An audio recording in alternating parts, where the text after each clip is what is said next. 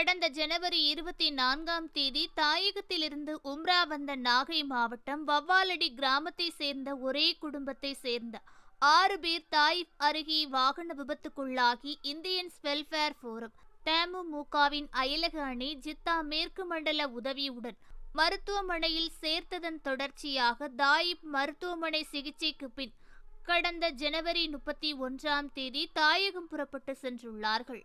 Indians welfare forum Jeddah மண்டல நிர்வாகிகள் பொறியாளர் KPM அப்துல் ஹலீம், தாகா ரசூல் ஆகியோர் விபத்து ஏற்பட்ட நாள் மருத்துவமனை முதல் விமான நிலையம் வரை அனைத்து உதவிகளையும் செய்துள்ளார்கள். மேலும் சென்னை விமான நிலையத்திலிருந்து திருவாரூர் மருத்துவமனை வரை செல்ல தமுமுகவினர் ஆம்புலன்ஸும் ஏற்பாடு செய்து கொடுத்துள்ளார்கள். மொழி தெரியாத இடத்தில் நடந்த விபத்தில் ஆரம்பத்திலிருந்து கடைசி வரை உடனிருந்து சேவை செய்த இந்தியன்ஸ் வெல்ஃபேர் ஃபோரம் நிர்வாகிகளுக்கு பாதிக்கப்பட்ட குடும்பத்தினர் கண்ணீருடன் நன்றியை தெரிவித்துள்ளார்கள். ஓகே ஃப்ரெண்ட்ஸ், இது போன்ற நியூஸ்களை உடனுக்குடன் தெரிந்து கொள்ள எங்கள் ரேஸ் தமிழ் சேனலை லைக் பண்ணுங்க, ஷேர் பண்ணுங்க, கமெண்ட் பண்ணுங்க, மறக்காம சப்ஸ்கிரைப் பண்ணுங்க.